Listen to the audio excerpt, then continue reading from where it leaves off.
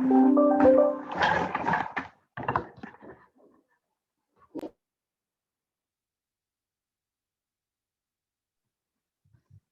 everybody, and welcome to tonight's webinar, Connectivity Across Borders. If you are joining us as a participant in the audience, you will not be able to turn your video on or your microphone, but you will be able to pose a question to our panelists in the chat function, which you'll find at the bottom of your screen. Thank you everyone from joining us from across the globe tonight, and I hope you all enjoy yourselves. And with that, I will pass over to Henry Blas.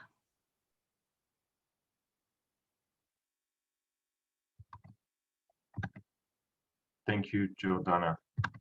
And welcome to everyone, and thank you for joining this webinar. I'm Henry Blas, the Chief Content Officer of the Global Infrastructure Hub, and I'm really delighted to be introducing this discussion today, hosted in partnership with Rambo. So, next slide, so that we can all look at the agenda. So today we'll be presenting the GI Hub's Connectivity Across Border, which is a tool summarizing global practices for cross-border infrastructure projects. The presentation of the tool itself would then be followed by a panel discussion during which we'll hear insight from 5 very distinguished speakers, all very experienced in cross-border infrastructure project in Europe. In the near future, we'll also share insights from other geographies, so stay tuned. So we hope that by combining the report presentation and expert discussion after that, we really wanted actually to highlight how cross-border infrastructure can be delivered effectively, and also emphasize the importance of cross-border infrastructure in today's world, even in a sort of in a COVID world. So here you can see the agenda, so as I say, we'll go through the presentation of the reference guide, quite short because the guide is available online. And we'll try to keep the most time for the panel discussion in the Q&A with the audience. Next slide. So before we dive into our topic today, I'd like to just take a moment to briefly introduce the Global Infrastructure Hub and work. So the Global Infrastructure Hub, we call it the GI Hub, is the G20 dedicated infrastructure entity. We support the G20, specifically the finance ministers and central bank governors, to drive the ambitious agenda on sustainable, resilient, and inclusive infrastructure. This year presidency is Italy, and that's a country that actually will be featured twice in the project we'll highlight later today. So very excited about that.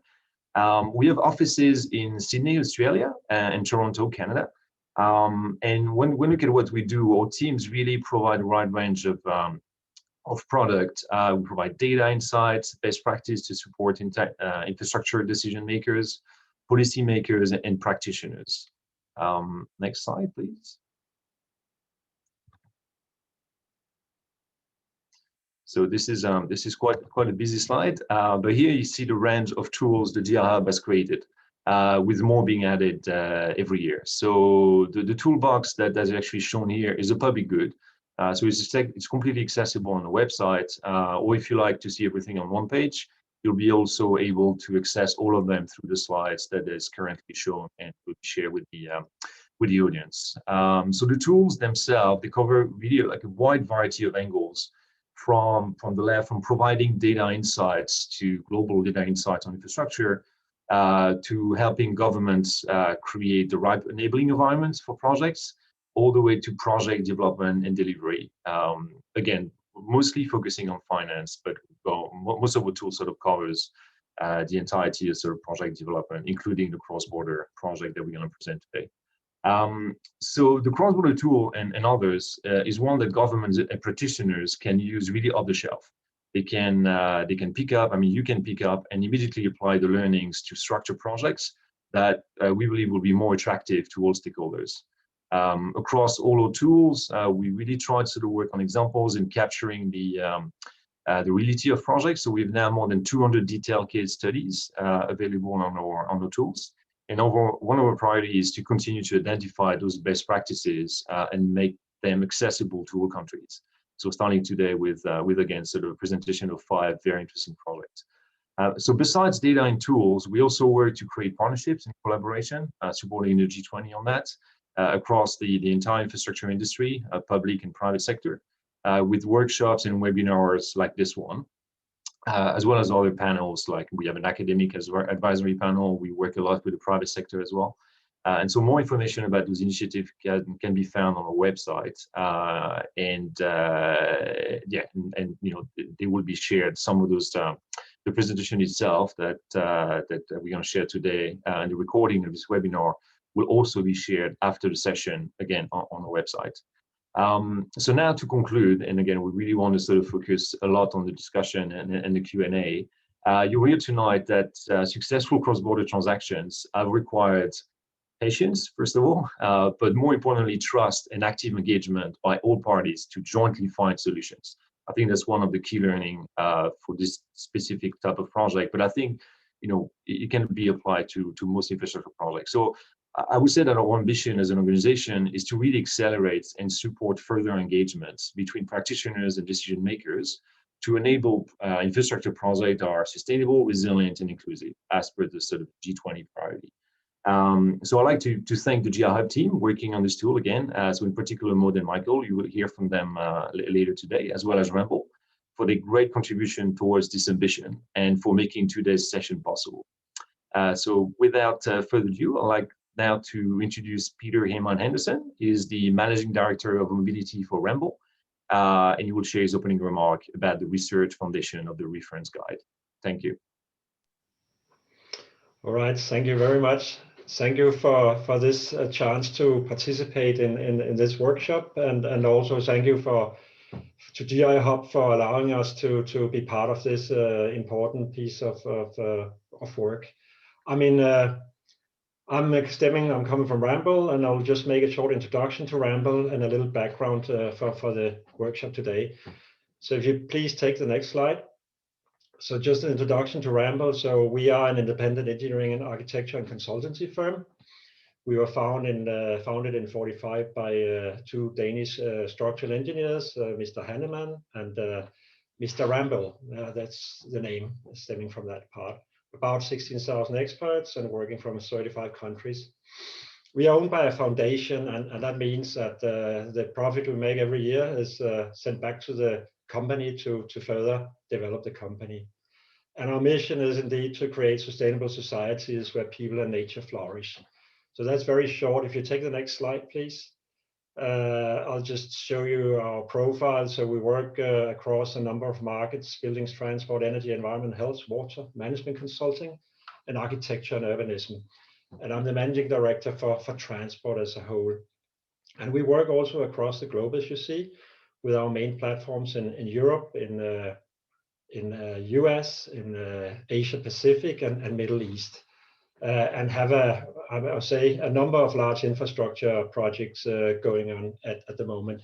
And I think what we have seen with COVID-19 is indeed that these infrastructure projects, whether they are transport, if they are energy or communication, they are extremely important for the coherence and the prosperity of the world.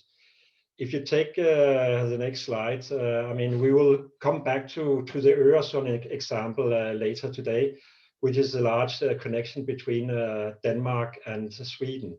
And I'm stemming from Denmark. It's a small country, so we need to connect with the world. One other project we're involved in currently is the Femern Belt connection between Denmark and Germany, which will be the longest immersed tunnel in the world, 18 kilometers, and then connecting Denmark and Germany. And will, of course, like the Øresund link, probably lead to prosperity on both sides of the Femern Belt. We have also seen now in the recent years a strong development within offshore wind, and the connections and the electricity needs to be transported from these offshore wind farms to the main grid in Europe. And just at the moment, we're in the position now in Denmark that the capacity installed is more than adequate for Denmark on a peak day. Then we need to transport more to the grid. And looking now into 10 gigawatts more wind from North Sea, it's definitely required. Another project is the Baltic Pipe at the bottom you see here, which is a gas pipeline from Poland and to the main interconnector in also the North Sea, crossing different borders. Also another example of a large infrastructure project crossing borders. And we could also mention also the Chinese Belt and Road Initiative, which will definitely influence Europe and definitely Asia in the future in terms of also supply chains. So, so we have a lot of good examples, and I'm very proud that we've been part of this work. And I think it's good to have a guide of this kind to bring us further on. There is a lot of development all the time.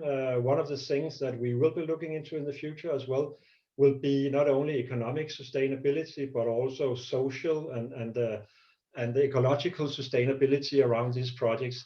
So there's always a development within this space. But great to be part of this session here today. And I wish the speakers good luck and thank you for the word. Thank you. Thank you, Peter, and thank you, Henry, for this opening remark. We will now present very shortly the guidance, and then we will have the panel discussion. So, hi everyone. I'm very delighted to kickstart the presentation of the guidance tool. When we first start to work on this new guidance in 2019, the COVID-19 crisis had not hit yet, and cross-border infrastructure was an important topic for the Global Infrastructure Hub to explore. Why? Because the importance of connectivity through more traditional infrastructure, rail and road, to modern subsea data cables and energy interconnector links was increasing every year. After the global pandemic hit and countries closed their border across the globe, the relevance of this tool was questioned, but we soon realized and actually how important this topic was in maintaining and sustaining links between countries and how cross-border projects were carried on as supply chain and transportation, energy, water, and health supplies during this crisis. Of course, some of the major cross-border infrastructure faced a drop in use and revenues given travel restrictions for passenger and goods. For example, last week, Getlink announced that revenues declined 24%. But rail and road freight, as well as development of energy and high-speed broadband, were more needed than ever. Moreover, cross-border infrastructure in Europe and in the world can enable the development of a region and can be the vector of maximizing a green recovery, especially in the energy sector. The latest IMF report to the G20, it's a surveillance note, highlighted the need to support infrastructure in a coordinated way and action to maximize GDP and spillover. So cross-border projects seems to be a good target to realize such potential. We strongly think that it's a very topical subject. As an example, yesterday, Cyprus, Greece, and Israel signed an agreement to build the longest and deepest subsea interconnector power cable as part of the Euro-Asia Interconnector project to link their electricity grids and help integrate renewable source of energy. Next slide, please. So the methodology, a couple of words. So the methodology for this guidance was we applied with Ramboll a proven methodology. After reviewing existing literature, we identified 5 key considerations and developed 7 detailed case studies from well-known historical projects, such as the Channel Tunnel project, of course, to more recent ones, such as the Coral Sea cable system between Australia, Solomon Islands, and Papua New Guinea, or the Gordie Howe International Bridge between Canada and USA. I would like to highlight a couple of points here. I want first to acknowledge some of the very, very good and informative studies that have been published by ITF, OECD, EBRD, and the excellent connectivity tools and website developed by the Global Infrastructure Connectivity Alliance. During the development of the tool, we did a survey with experts and stakeholders to assess and confirm the key issue and challenges for cross-border infrastructure, and we incorporate those key findings in the guidance. The guidance references 22 policy, program, and projects, and is very illustrative as the Global Infrastructure Hub believes that the case study approach is one of the most informative for practitioners and policymakers. Next slide, please.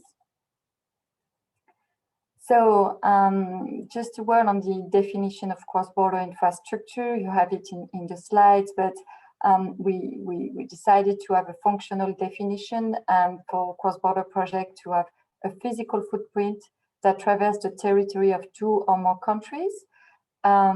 This excludes, of course, that has just a regional dimension or footprint in just one country, such as airports. And I would like, without further ado, I would like to introduce Victor Sviladowski, who previously led this work for Ramboll as lead consultant for smart mobility. He is now director of ESPON, which provides territorial evidence that support policy development in Europe. So, Victor, up to you. Maud, thank you very much. I would like to also appreciate the excellent cooperation for this joint venture that we had together with you over a couple of months. That meant that together we managed to arrive at this beautiful guide. I would like to guide you through the content of the so-called key considerations as a food for thought for our discussion later on, that together with Maud will be privileged to moderate. If we move on to the next slide, I think what is important also to take away from the entire exercise is that the words of resilient, sustainable, and inclusive infrastructure probably are the leitmotif for the entire discussion we are going to have today. To give you some illustration of what we have been doing together, what the key learnings are for you to take from this specific guide, we've managed to structure the content around the life cycle of a cross-border, typical cross-border project. And starting with the first very important aspect of, well, the planning and prioritization of investments, I would dare say that what is a bit of provocative issue here is that these projects have quite a long time span, not to last, but to be planned and then conceived. This is also something we'd like to share with you. It takes between 20 to 200 years from the idea to reality. We need first to have a vision, a clear vision, and that vision is a shared one. So we need time, of course, to, well, convince the people around us that we need a cross-border infrastructure project. And for that, it would be very good to have a project champion, a person, a strong leader who helps advocate for the project using this shared vision. We dare say that without a champion, it's probably not very realistic that we succeed with turning the vision into the reality. And of course, in our panel, we'll be having some leaders that we would like to, well, a bit, provoke with some of our questions, what went well, what went wrong in then realizing the vision into the reality. At the same time, vision is just not a standalone fact. We also need some frameworks, be it bilateral or multilateral, that would allow us to encourage priority cross-border projects. So the connectivity, integration agreements are essential in that respect, but also we need some support. And this support can be offered through the countries themselves on the basis of coordinated planning, also the resources that the countries need to allocate for the purpose of pursuing the investment, but also there are many other organizations that can give us a helping hand in that respect to increase the institutional capacity.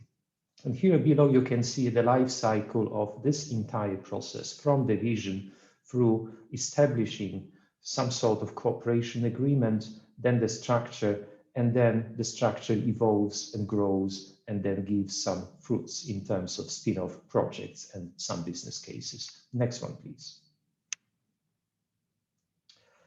Here for this specific part on, well, the enabling environment, this is essential as well, because the enabling environment accompanies the very project and helps translate the idea and political vision into a sustainable governance model. Once again, intergovernmental agreements, once again, the question of, well, getting some sort of a win-win perspective because the project perception is not the same across the border. Very often there are concerns about who wins, who loses on the fact of having the infrastructure investment, who pays more, who pays less. That's why we are claiming here that we need a fair and transparent process with multi-level governance, with the sharing of the costs, risks, and benefits, and that because of the very nature that the cross-border infrastructure projects have a low visibility in the neighbors' internal plan processes and markets, we need this entire mechanism to be put really into some coherent, harmonized mechanism. Just to give an example on that, and I think that one of our panelists will also dwell on this specific case. The Lyon-Turin line, the railway line, the high-speed line on the European corridor, there were some protests about the original plan for the route.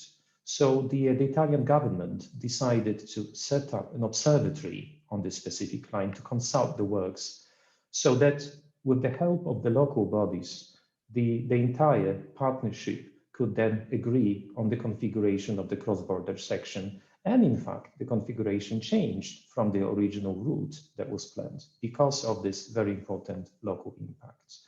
Of course, important is also to have harmonized rules and regulations, and they need to be addressed as early as possible, because we need some good functioning border crossing procedures, customs clearance procedures, and also broader impacts that need to be respected when analyzing what this infrastructure means for my country and for the neighboring country. Next one. Now we are moving into the hardcore business, which is the financial structure, how to properly allocate risks and benefits. We know the cross-border projects are very, very difficult, not because of the lens of transforming from idea to reality, but also because of many risks. We have geopolitical risks, we have domestic policy changes, demand risks, and foreign exchange and currency risks. And these projects may mean that they are more expensive to finance and harder to fund. Also, they are more vulnerable to market or government failure. So there is a what-if question always envisaged here. What if, for example, the demand for cross-border services does not meet the estimates? Can we cross-subsidize? Or in the worst case, as this was the case of the Standard Gauge Railway project in East Africa that linked Kenya, Rwanda, and Uganda, the government decided to abandon this specific project because it was cheaper eventually to build and to rebuild a similar railway project to connect some sections of along the formerly planned line. So there are many ways out and many ways along, but still this risk is very important to be borne and then planned, incorporated into the entire financial structure. And again here, the project partakers may seek help from multiple stakeholders, the governments, multilateral development banks, international financial institutions. There are also many government aid programs and private investments. So the optimal structure should consider what in fact would be the most optimum way to then deliver the cross-border project on the finance basis. Next one. Now we are moving into the part that I like very much about effective governance structures. Of course, every project is going to have its own contractual model, which is appropriate, which is adequate, that meets the objectives, meets the expectations. And it involves different levels of supervision and control, coordination and delivery. But what we need to remember is that the governance of the project does not equal to governments. So in other words, we need to organize the cooperation within the format that corresponds to the stakeholder community, and also that this format needs to be constantly monitored and revised based on the needs throughout the project cycle. Often we can see some examples that responsibilities tend to move from public to private bodies. The governance decisions, and I think this is very, very obvious, should be made in agreement among all stakeholders, and also that the competent staff and resources must be assigned to all countries involved to plan and operate and deliver a cross-border project. There are also good examples in our guide where we're presenting how One short project transformed into a stable, well-organized governance structure. And this example is, for instance, the EGTC structure, European Grouping of Territorial Cooperation on the Rhine-Alpine corridor. They decided to go for a full cooperation, fully structured to support the development of the corridor from the local and regional and business perspective. Next one. Then finally, how to manage efficiently throughout the project cycle. Again, the governance structure must be flexible enough to adapt to the changes external circumstances. One example is, of course, COVID. Another example is Brexit. So it's important that we work all the time with an effective mechanism that actually is able to deliver on the promise made, bearing in mind all the possible circumstances that may appear. And one important area that we'll also dwell during the panel debate is the social license, how to make the project concern-proof against environmental, social threats, any sort of negative consequences that the project itself in theory and then in practice could definitely then affect in the area around. Thank you very much for this possibility of, again, being part of the specific project, and back to you, Maud. Thank you, Victor. And so next slide, please, Pam, to have a nice picture of the Channel Tunnel. And the next slide, please. So I am delighted to introduce our 5 panelists, as well as their cross-border project that will be illustrated in the panel discussion. Katrin Trotman is the European coordinator for the North Baltic Corridor. She has an impressive career in France and Europe, where she was Mayor of Strasbourg and Minister of the Culture and Communication. She served as a member of the European Parliament from 1899 to 1997, and from 2004 to 2014 as President of the Socialist Delegation at the European Parliament. Rail Baltica, you see here map of this very impressive project, is one of the most impressive greenfield railway line in Europe. I had a couple of years ago the chance to the opportunity, while I was in the French Treasury, to have a presentation of the project by a delegation from the Baltic countries, and I must say I was quite impressed by the scale of this railway line. I worked on the Paris-Bordeaux high-speed railway, which is only 340 kilometers, and I can measure the scale of this project, which is 870 kilometers. The new line will connect 5 European countries and is a major transport project, part of the North Baltic Sea Corridor. This is a sustainable infrastructure. It will create CO2 emission reduction benefit worth 3 billion euro of air pollution reduction benefits and 3.3 billion euro value, contributed greatly to the European global leadership and environmental sustainability. This project is at planning stage and construction stage, as some of the parts are already started. The next panelist is Christophe. Next slide, please. So is Christophe Van Hove and the NeoConnect project. So Christophe is the CEO of NeoConnect. Christophe has an extensive experience in the energy and transport sector, both in the public as a high civil servant and the private sector. Christophe worked at Enedis, which is now RTE, the largest electricity grid network in Europe, on regulatory and legal affairs, then joined LISEA as CEO, the concessionaire of the Paris-Bordeaux high-speed railway, where he manages the refinancing of the debt for 2.3 billion in 2018, including 1 billion euro of green bonds. NeoConnect is a very interesting project at planning stage. It is the first direct electricity interconnection between Germany and Great Britain.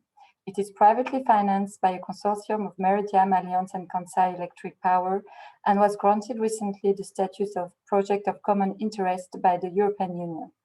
It is a green and sustainable project that will allow to share renewable energy capacity between the two countries. Next slide, please. So our third panelist is Kai Holm, Deputy CEO and Treasury Director of the Øresund Bro since 1993, which is the SPV of the Øresund Link. Øresund Bro is jointly owned by the Danish and Swedish state-owned companies. Mr. Holm is responsible for funding, cash management, and risk management of the company, and has been overseeing a successful refinancing of the debt in 2020. Mr. Holm currently sits on the board of Danish and Swedish companies. The Øresund Things Link is the flagship of our cross-border guidance. The challenge was to create, I'm quoting here some of the quotation from the bridge from some of the architects. So the challenge was to create an elegant bridge that would be constructed with due consideration for what is ecologically motivated, technically possible, and financially reasonable to prevent any detrimental effect on the environment. That's to quote the treaty between Danish and Swedish government. As such, the 16 kilometers link between Denmark and Sweden was one of the most ambitious civil engineering projects in the world. Unique financing model at the time, with SOEs financially guaranteeing the project is funding through tolls, repayment is expected by 2050. Next slide, please. So our fourth panelist, delighted to introduce Alessandro Gianetti, Chief Financial Officer of TELT, the Lyon-Turin high-speed railway line, which constitutes the central part of the Mediterranean corridor. Mr. Gianetti is overseeing the funding of the project as well as the construction and management of the cross-border section of the new line. Prior to that, Mr. Gianetti was planning and control manager at the Italian SOE Ferrovie dello Stato.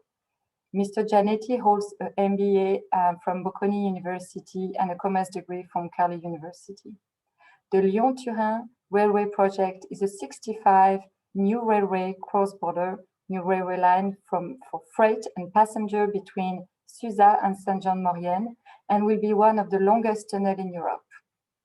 The TELT is owned by France and Italy through the Ministry of Infrastructure in France and in Italy, it's the SOE Transport, and financed by the European Union under the TNTE program, financed 40% by Europe, 35% by Italy, and 25% by France. And last but not least, I'm pleased to introduce Peter Andrisi. Mr. Andrisi is the secretary of the Brenner Corridor platform, which constitutes a central part of the Scandinavian TNT network. Mr. Brenner is responsible for the coordination of the work process between the individual working group and direct link to the European coordinator and the Scandinavian Mediterranean corridor. He's graduated from the University of Innsbruck with a master in political science. The major piece of the Brenner corridor is the Brenner Tunnel, which is a 55 cross-border tunnel between Innsbruck in Austria and Fortezza in Italy. The volume of rocks to be excavated during the construction of the tunnel is estimated at 21 million of cubic meters. BCP, which was set up to guarantee an integrated approach, comprised the 3 member states, Austria, Germany, and Italy, and 5 regions, Bavaria, Tyrol, Trento, Verona, and Alto Adige. And also the railway and highway companies of those countries, as well as the European Commission. So I will open the discussion of the panel now, and I will open the discussion on the first key consideration of the guidance tool, which is around policy, planning, and prioritization framework. The guidance highlights the importance of cooperation framework at regional level to establish energy and transport corridors, which are essential for integrated cross-border projects. My first question is for Catherine Trottmann. The North Sea Baltic corridor spreads from Rotterdam to Helsinki. One of the main missing links is the high-speed railway line from Tallinn to Vilnius. Could you explain why Rail Baltica is one of the major priority projects of the EU transport network? European project in itself is about constructing a space of democracy and prosperity. The European transport policy has three main objectives. The first one is giving the backbone with the corridors of the transport network to connect people and deliver goods and services through a viable, clean and seamless network. Second objective is to give a better balance between East and West, so the Rail Baltica is effectively the most important project in the eastern part of Europe. It gives the opportunity for the Baltic states of being linked between them to Poland, to Finland, and the rest of Europe. These countries will be completely part of the European space and markets with the same level of efficiency and attractivity for economy. In fact, corridors must be considered not only as transport corridors, but also as economical corridors for investments, deployment of new technologies, alternative energies. The third objective is to complete the missing links. Rail Baltica is one of the main missing links and is considered as a unique cross-border project due to the size of the three Baltic countries and the distance between the capital cities, Tallinn, Riga, and Vilnius. It connects. It is a real booster of development and especially coherent with the Green Deal targets. It connects ports, airports, urban nodes, and transform railway stations in platform of intermodal offer of services of smart mobility. High-speed trains are really intercities connecting link. With the dual use for passengers and freight, Rail Baltica will find a better profitability and will be a good tool for shifting goods to the rail, one of the climate targets. RB gives also a lot of benefits to the western part of Europe with a high-speed connection of Warsaw, Berlin, and seeing the positive signal of cooperation between the ports of Tallinn and Helsinki, the port of Hamburg. Belgian, German, and Dutch companies are now present in different ports and terminals of Poland and the Baltic states. The three objectives contribute together to build an integrated seamless mobility system.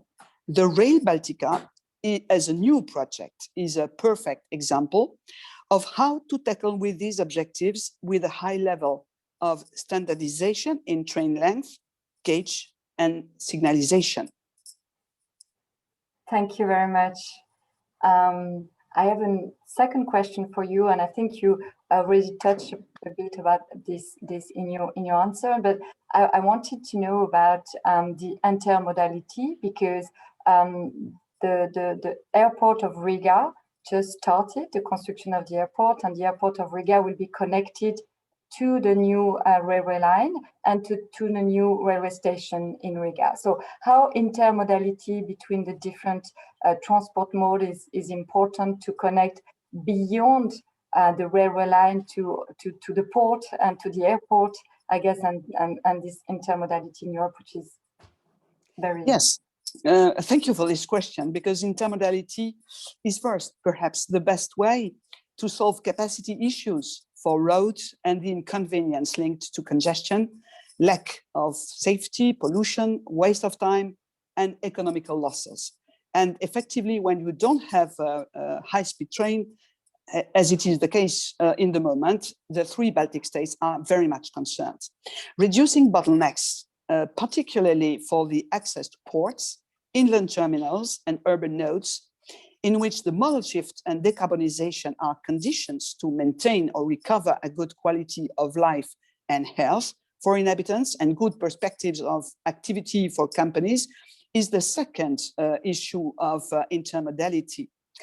And the third is increasing choice of mobility and efficiency with the new digital services and blockchain, for example, in the logistic chain, transport on demand, parkings, a new conception of a platform of services for little logistic, access to clean energy, and so on.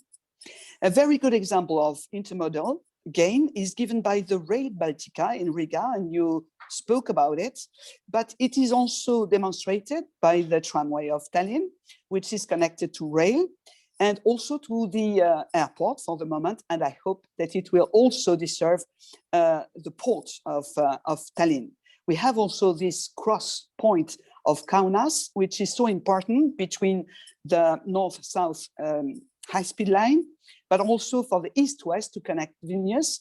And this cross point is very important for the terminal for freight and to transfer, goods from road to rail. So what we are doing in corridors is upgrading all modes in the same time we work on the best options to optimize intermodality through digitalization and energy efficiency. This corridor is in the forefront for the deployment of alternative fuel and ITS on road safety. That is why time is coming to integrate now a rail freight corridor in the corridor of the TEN-T for the next step of transport policy.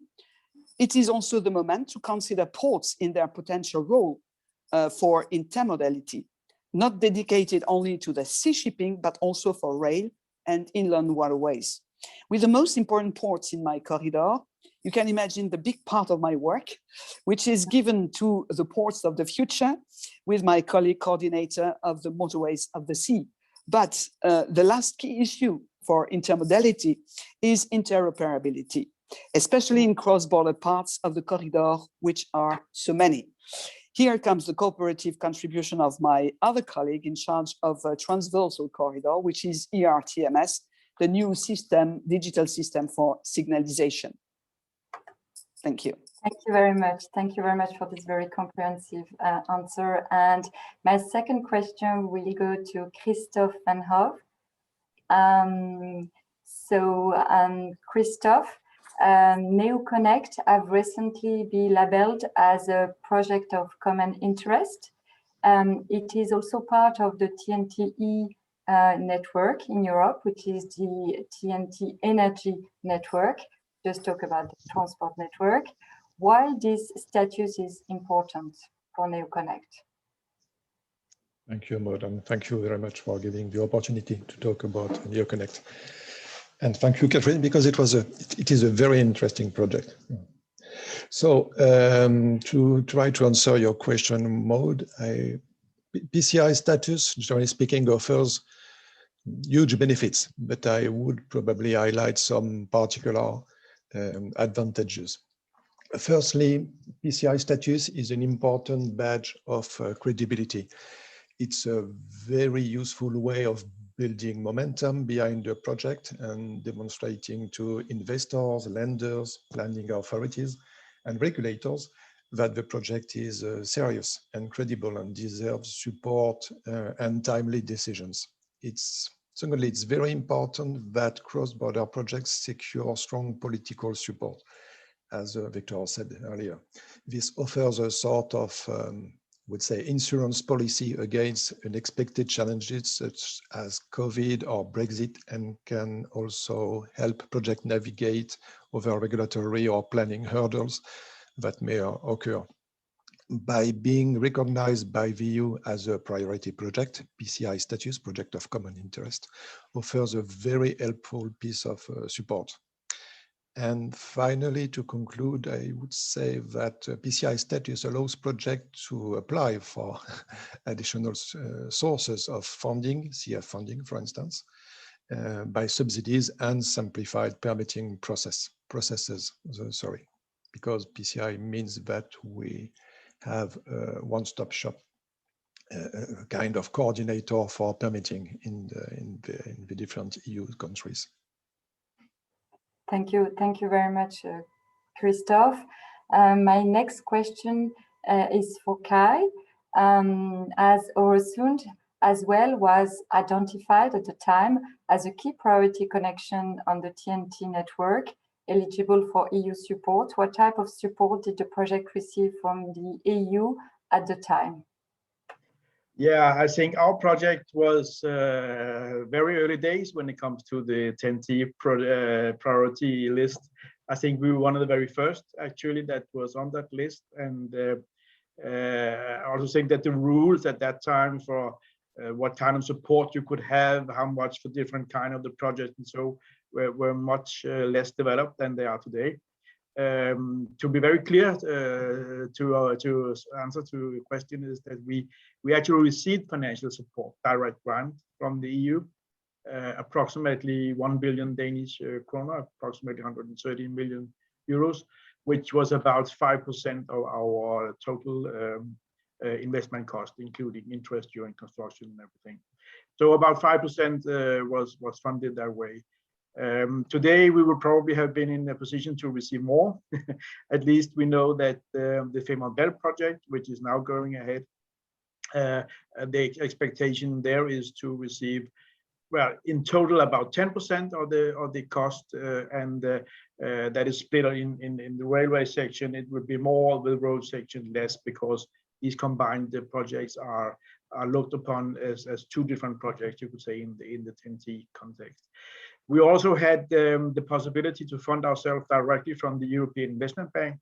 The TEN-T priority list was not a requirement for that, but it helped, I think, and we got some quite good funding from the European Investment Bank in the early days of the project.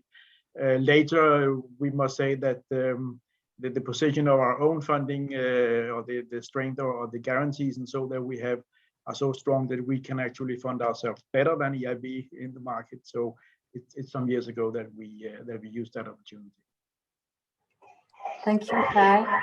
And my next question is for Peter. So Peter, what was the purpose of setting up the Brenner Corridor platform? How was it initiated, and did you have a certain champion or leader to politically advocate for the organized cooperation? Thank you. Hello, everyone. Thank you, first of all, for the invitation to present, for the possibility to present the BCB. As we already heard, the Brenner Corridor platform is a central part of the Scandinavian-Mediterranean network corridor. This is because the area from Munich in Germany to Austria to Verona in Italy is one of the most significant bottlenecks of the ScanMed corridor, and therefore this bottleneck has to be eliminated in order to strengthen the entire corridor. The single construction of the central infrastructure project in the corridor, the cross-border Brenner Base Tunnel, which is a railway tunnel stretching from Innsbruck in Austria to Fortezza in Italy, will not be sufficient to achieve a modal shift from the congested road infrastructure to rail. The new rail connection over the Brenner Pass can only be used optimally if the entire freight flows in the north and south of the Brenner Base Tunnel form a logistic chain. This required the timely completion of the southern and the northern access route. The southern access route goes from Fortezza in Italy to Verona, and the northern access route goes from Innsbruck to Munich in Germany. For this reason, in 2007, under the leadership of the former European coordinator Karl van Miert, the Brenner Corridor platform was established. The BCB aims to consider the corridor between Munich and Verona as a uniform corridor in order to develop a holistic and, let's say a holistic corridor solutions. These go beyond pure infrastructure development and include proposals for measures that enable an optimized and efficient use of the cross-border rail, of the cross-border infrastructure, of course. It was already mentioned in the BCB, we have the three ministries of the member states, Germany, Austria, Italy represented. Also the 5 regions, the three infrastructure managers, DB Deutsche Bahn, ÖBB, the Austrian infrastructure manager, and RFI, the Italian infrastructure manager. And of course, also the railway undertakings. All these stakeholders are organized in different working groups. Today, the Brenner Corridor platform is chaired by the European coordinator, Brad Cox. Thanks to his very important support, it is possible to promote the cross-border European corridor idea. In addition, the coordinator acts as a neutral political link, bringing the outputs of the BCB expert groups to the highest political levels for national implementation. Thank you. Thank you. Now it's time for me to ask our panelists some questions related to the stakeholder environment. And of course, we are not forgetting on Alessandro, but we'll get questions for you in the later stage of our panel. So please sit relaxed for the time being. I'll start perhaps with Kai to talk you a little bit on environmental challenges. This has been a very interesting journey you have had with the Öresund link about certain environmental concerns, the different approaches for the approval process on Sweden and Denmark's side. So could you share your experience on this specific journey? What do you think could be the new challenges related with planning and construction phase for cross-border projects such as the Fehmarn Belt? Yeah, thank you.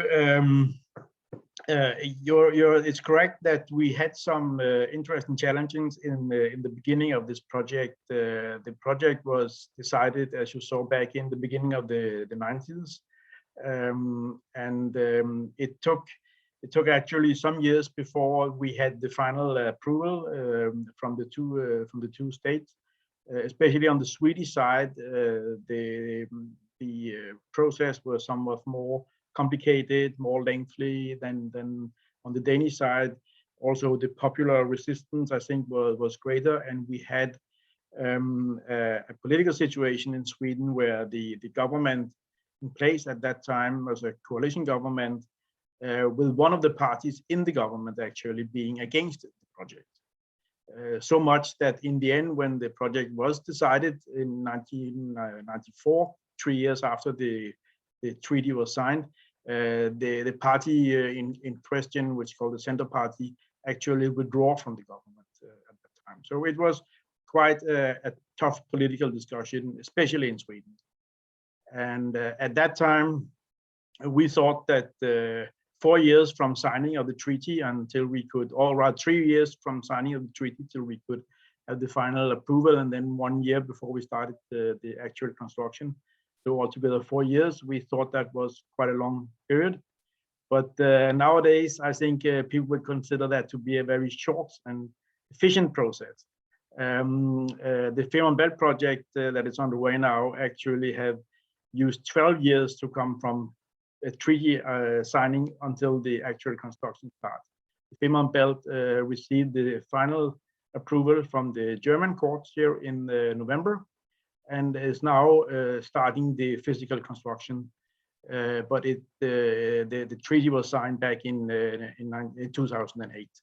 And I think this is a general problem, at least in Europe, probably in the whole world, that these environmental and other approvals that you of course have to have in place, that they are becoming more and more complicated. It's becoming more detailed requirements you have to live up to, and I think this is something that maybe especially the EU Commission should think very thoroughly about, that to make these processes more efficient, because I think it's a very, very big burden on cross-border, especially on cross-border projects, that you have this very difficult approval process.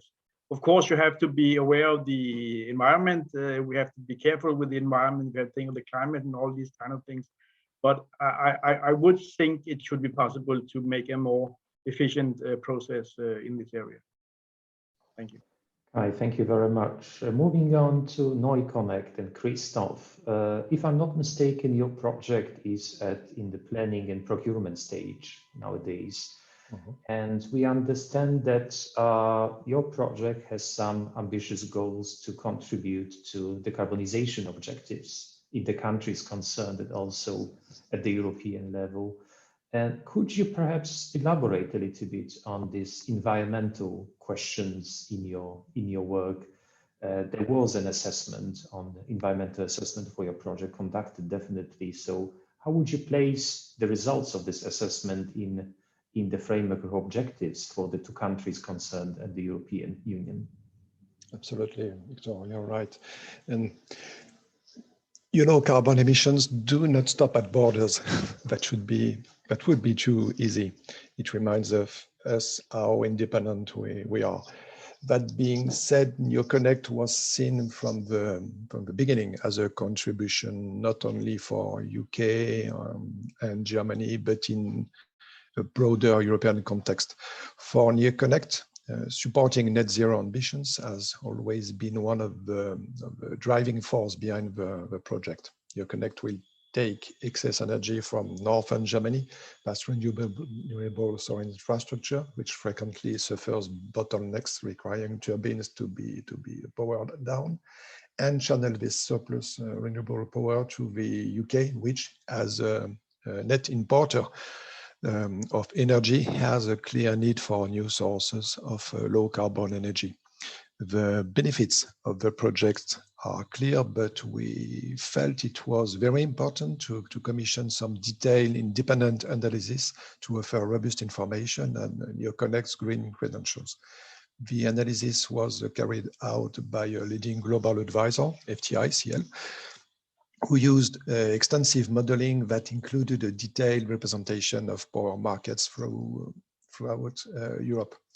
And so I would encourage everyone to have a read on their full report on our website, neoconnect-interconnector.com, to understand the data and modeling in more detail. But the headline results showed that NeoConnect, just in a few words, very brief, we helped deliver 16 million tons carbon reductions over 25 years.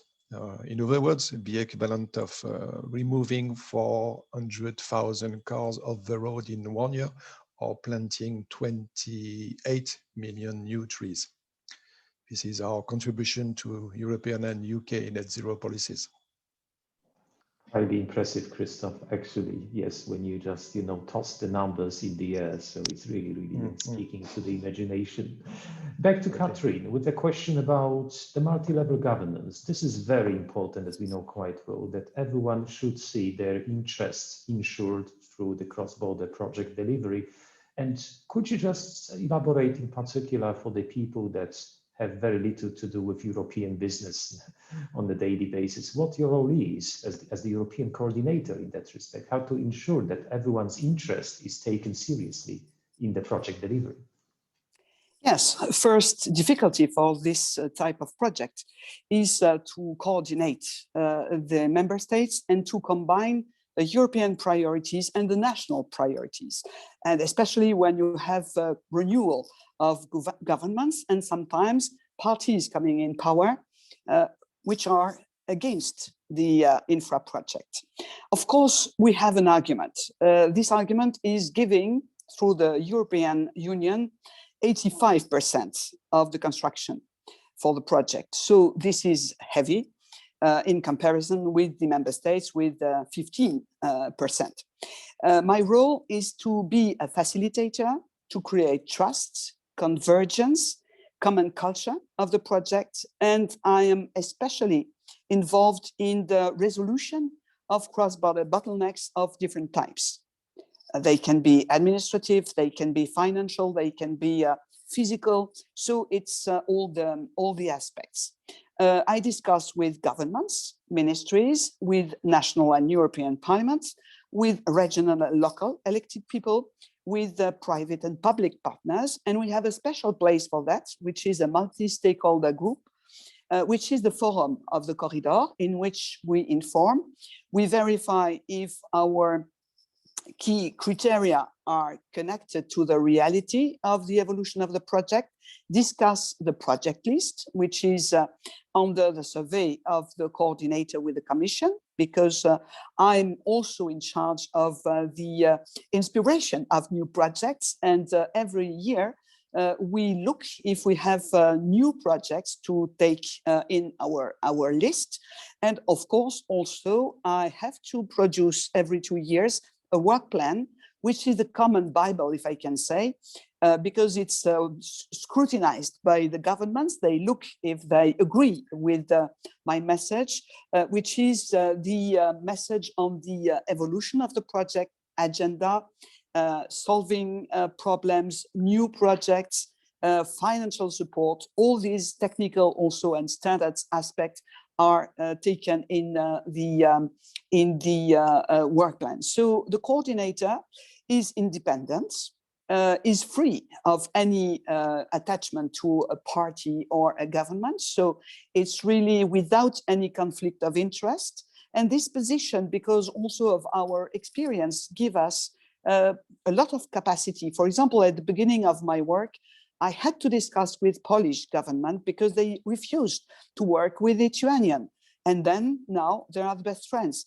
So having a concrete project is also linking people in the decision and explaining also when you have groups of opposition towards infrastructure project to resolve the aspect of connection of cities and of also delicate land. I listen about delicate areas in our territory. We have a humid zone in Poland, and in this humid zone, we had to take care of the consideration of the region and also convince the government that a high-speed train could be conform with the environmental preoccupations.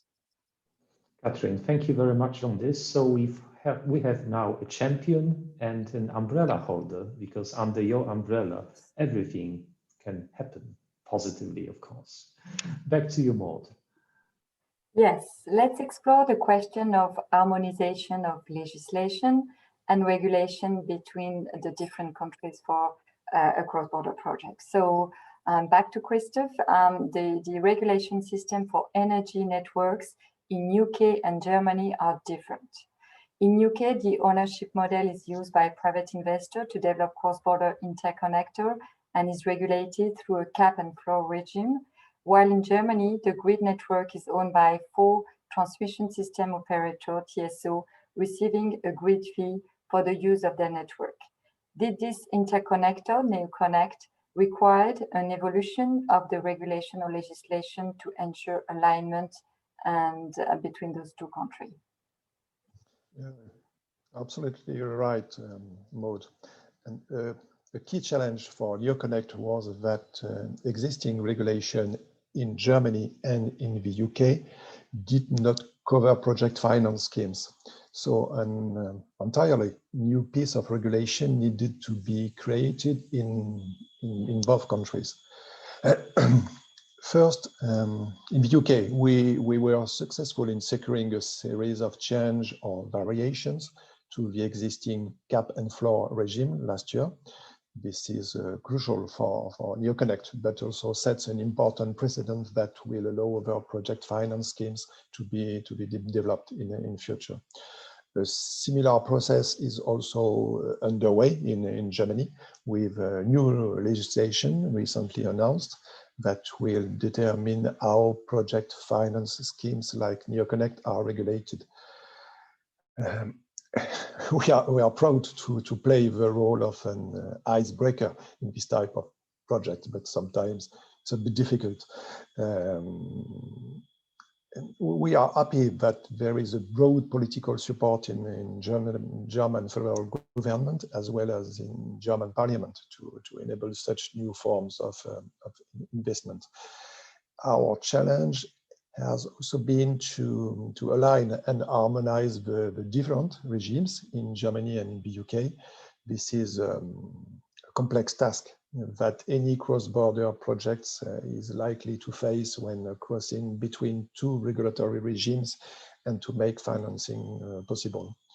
For NeoConnect, a key factor in tackling this challenge has been the very strong relationships we built with regulators and governments in both countries. This has given us, say, strong foundations and firm support for the project on which to approach the complex negotiations with.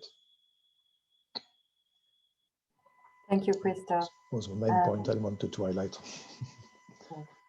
Thank you. Introducing Alessandro. So the Lyon-Turin railway line is the first case in Europe of the application of the anti-mafia legislation at a transnational level regardless of the nationality of the work sites.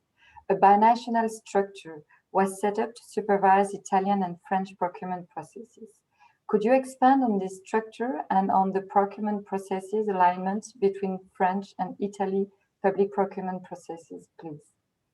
Absolutely, Maud. Good morning, everybody. Thank you for this opportunity for us. It's an honor to be here. It's as you said, it's a very challenging project. It's one of the biggest tunnel in the world. It's under Alps. Actually, there are the biggest tunnel in the world: the Brenner, the Gothard, and the Lyon-Turin, which is under the Mont-Cenis. The structure that we put in place is quite important because the legislation that you said that is anti-mafia, it's taken from the Italian legislation on the crisis against the mafia infiltration in the business, but it's perfectly, let's say, harmonized with the European policy and procurement policy. It is very important because actually it's the first time on the binational project has been accepted and understood by the French people, and is quite impressive in the sense that along all the procurement process, and in TELT, the agreement between the two government where that the law is the French law under which all the procurement process lies. It's at any time the single supplier that is intended to work for TELT must be, let's say, I use a word which is not really correct, which is approved or anyway verified by the binational structure. The binational structure actually is people from Italy and France, and actually under the Piedmont region, where is Turin, and the Rhône-Alpes region, where is Lyon. This structure, this two local structure that has a lot of exchange together, they are in contact with people from, let's say, the most important ministry like defense, internal, external, and also many other entities in France and all over Europe, to verify that that particular supplier, but is as a person. So the main, let's say, the main responsible for the company, the board of director, and all the families and all the members of the control bodies that are not involved in any of any mafia situation, let's say. So it's quite impressive. For in a certain sense, it makes the process a little bit longer because we have to wait at least 30 days before receiving the green light from this structure. But it's a very important key to assure that the fraud and corruption is out of this project, and for us it's a very key issue. Thank you, Alessandro. And can I ask? I know it's not in the question list, but where are you in the construction stage? I think it's the tunneling process, and I guess it's quite challenging. We are in the middle, as you can see. We built the first 9 kilometers of. Actually, this is a tunnel with two separate. It's a two separate tunnel railway. So this is again European rules. So we built the first section of 9 kilometers on a south tunnel, and we are in the process of signing the contract for all the sections, or the remaining section in France. For as far as Italy, the procurement process is it would be a little bit longer. We are on, let's say, we have already selected all the potential candidates, and they are receiving the documents to participate to the tender offer. And so we will attribute probably by the end of this year or the beginning of 2022.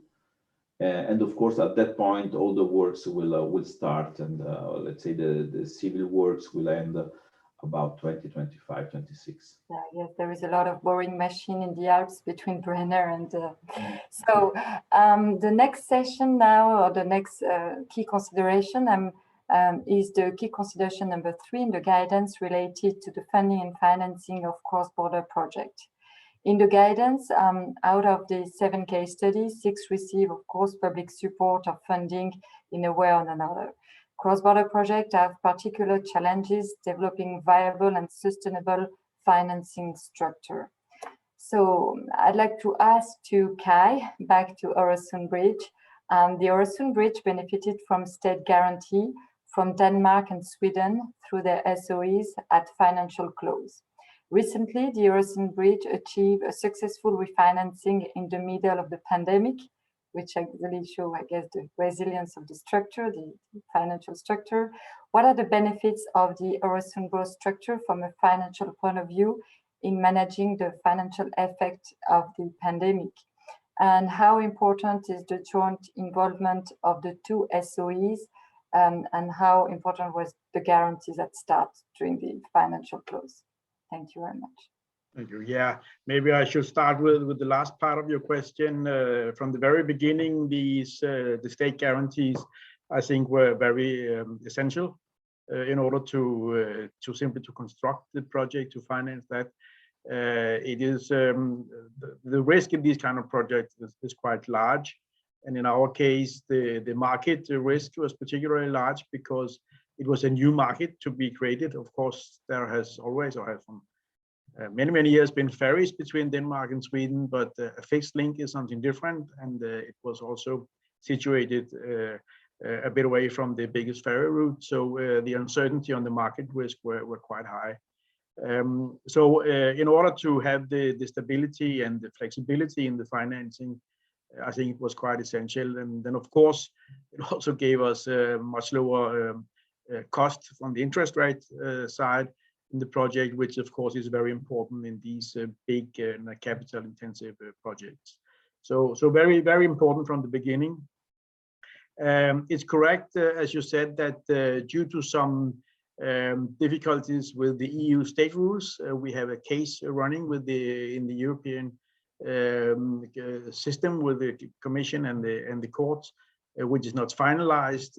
We don't know how it will end, but we are right now in what we call a standstill period, meaning that we are not able to take up funding with guarantees for the time being, and a refinancing was necessary to do in the end of last year, and then we actually did that without a guarantee, and it went quite successfully. We had a high rating from the Standard & Poor's, a AA+ rating, which was only 1 notch below the 2 countries rating.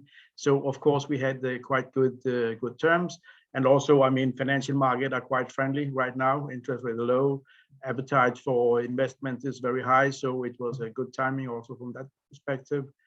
So we were very satisfied with the refinancing that we made. And of course, the COVID situation has an impact on us, but still we have quite a strong project from a financial point of view.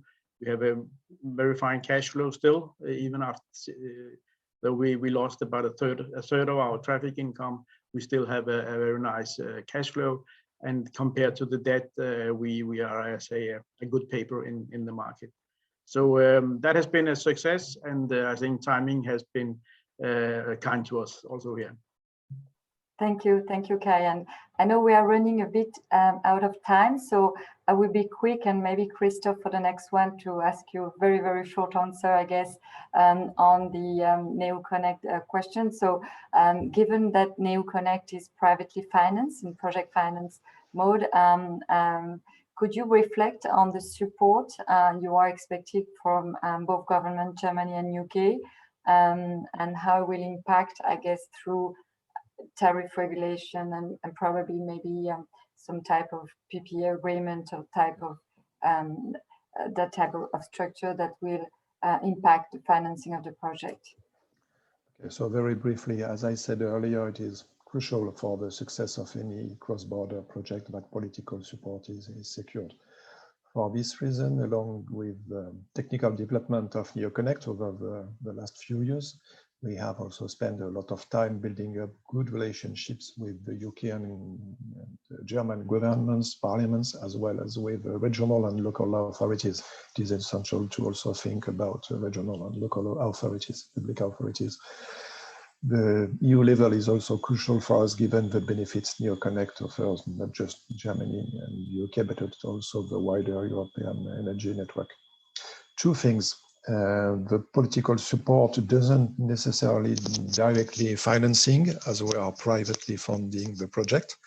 However, demonstrating political support can be a very effective tool to show investors and lenders the credibility of the project, encouraging their funding and involvement.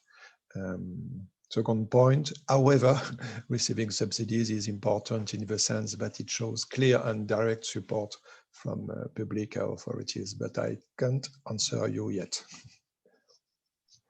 Thank you. And back to Victor. And I think Victor, maybe given the time, I would like to allow a couple of questions from the audience. And we do have some questions in the chat. So maybe the two last questions for Alessandro and Peter. I propose that. So go ahead for these two last questions. You exactly guessed my plan, Maud, to kindly ask Kai in the last session to withdraw from intervening and having some space in terms of time for the questions and answers. But going back to Alessandro right now, you have an interesting phenomenon, the challenge, maybe a benefit of 50-50 split of ownership between the French and Italian government. Does it bring any delays? Does it bring any specific benefits, you would say? If you could very briefly just let us know. Well, it's linked to the internal soul of this of the company, not of the project, because the company has been intended to last for the next 99 years. That means that we not only now are constructing the line, but also will operate. So we will become an infrastructure manager once the line, the 57 kilometer, is built. And this, in my mind, it's a very intelligent situation for this type of project. That it means that this company, which it's a company, is not a body, it's not a state, will run the project, will run this train line in the best way, in the interest of the company itself. And the fact that it's 50-50 means that it's working for both stakeholder and, of course, stakeholders, because I mean the state represent not just the state itself, but all citizens. In my mind, that it's a very important fact. One, that what they have chosen is not just a body to build a line, but also to run something later on, and let's say for the rest 100 years, it's a quite a long time span. And the fact that it's in equilibrium. The project right now is the governance is that president is always French, general manager, which run the company and has all the delegation of powers, is Italian. There are many others. I mean, I make it very simple in terms of government. There are many other situations to balance the powers. Mostly France has control, but it's something that works really well for the interest of the company, which ultimately is the interest of the two states, even if they do not really know. Alessandro, thank you very much. And then to Peter for the last question. I will then try to amalgamate some aspects into one question about the social and environmental concerns for your infrastructure investments in along the Brenner corridor. From your perspective as being responsible for, well, the multi-level governance structure, being heavily involved in it, what kind of key lessons you would offer on the audience, how to mitigate the social and environmental concerns?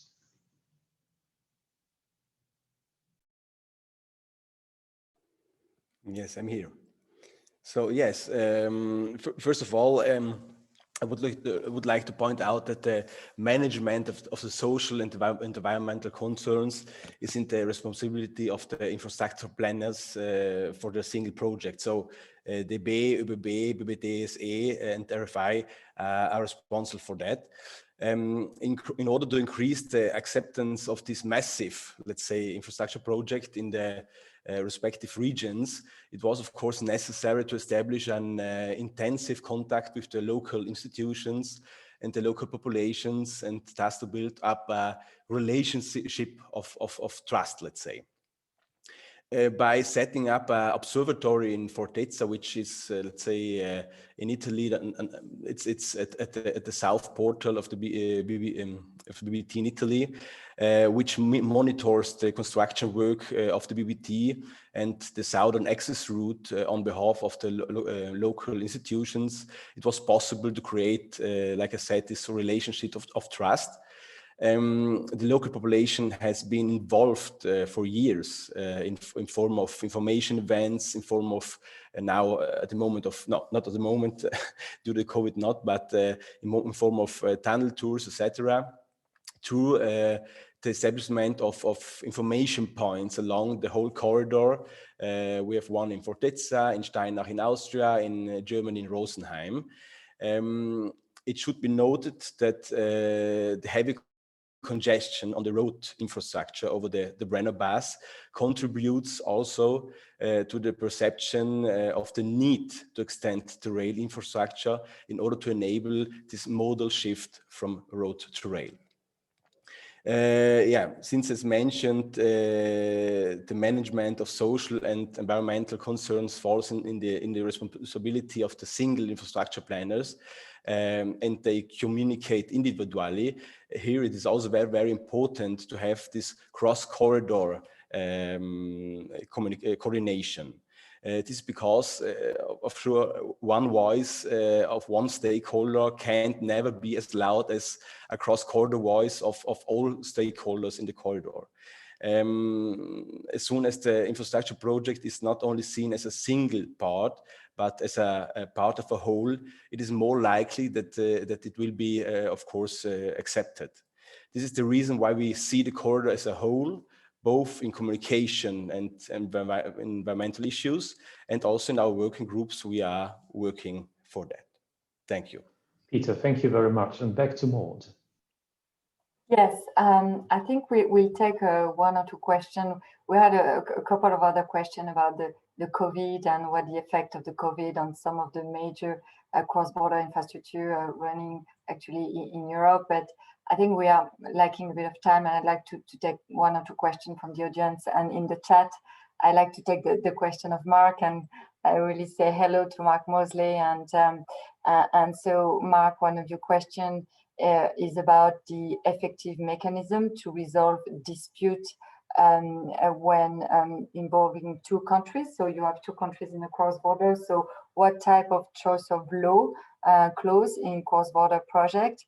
It's been a while. I didn't read the Treaty of Canterbury and the concession contract, and couldn't remember exactly what was the choice of the law. Of there is a specific arbitration or board through the CIG, I think, for the Channel Tunnel, if there is a dispute of resolution. But in open the question to the speakers here, if you want to share on one of your projects, what type of law, arbitration or rules, maybe Alessandro, maybe Christophe with the NeoConnect, or Alessandro.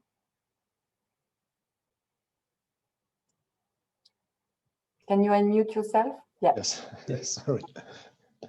Why? Go ahead, Alexandra. Please, you go first. I have to answer to a person, unfortunately. Okay. Well, very brief answer. There are rules within the European Union and now with the UK post-Brexit agreements. Maybe just one word more about Brexit. It has also created challenges and uncertainties over the last few years and has simply underlined the need for cross-border projects to be resilient, to withstand not only physical challenges, but also manage periods of political turbulences and change. But in theory, Brexit could have created some issues for NeoConnect, as we are connecting a European country and with a non-EU country now, the UK. However, the UK-EU trade agreement that was reached last December, just before Christmas, is excellent news and offers huge certainty on both sides. Okay, Alessandro, maybe Yeah. what type of rules? What is the? Well, what actually, in general, what we are experiencing is it's a very strong support both from France and from Italy, of course, also from Europe, but I will not mention here. Rules are in general common. There are some aspects, unfortunately, which are not yet harmonized. But what I can see at a very high level, the strong ties between these two countries, both on political side and all financial, economical, and commercial interest, and this bond are so strong that we'll do not experience any shake, any big challenge on terms of rules, and there is a very big open mind on both sides to, let's say, to when the issues are quite complex and a high level to have a common brainstorming and try to solve it. Of course, it's not. So in case of dispute and resolution, it goes through the governance which is in place in TELT, through the structure and the governance of the two countries, but yes, you don't have to really choose that's the Italian law or that's the international arbitration law or that's the French law. No, there is the governance structure. There is a committee, an intergovernmental committee, and the first of all it goes there, but also we have a very strong, let's say, and intense work from the diplomacy from both sides. So also our bond to the ambassador in France and Italy are very strong, and they work a lot to solve. And for Øresund, between Denmark and Sweden, in the how do you, if you had dispute and resolution? I hardly remember. No, I think in the very end we have international arbitration, but I don't think we will ever come to that. The project is organized as a company with a board of management, board of directors, following the limited company rule book, so to speak, as much as can be done. The board of directors are appointed with 4 people from each side, and they have a very high degree of independence from the two governments. There's an arm's length principle, and they have the power to set, for instance, to fix the tariffs for crossing the bridge and other big strategic questions. There is a clause in the government agreement that if at any point in time we should have a 4-4 situation in the board, Danish against Swedish board members, the case, the issue is being escalated to the two governments, but we've never been there, and I hope we won't, because I know we have people in the board from both sides that are very keen on that. That should never happen.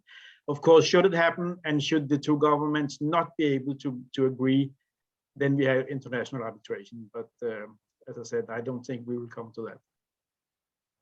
Yes, thank you very much.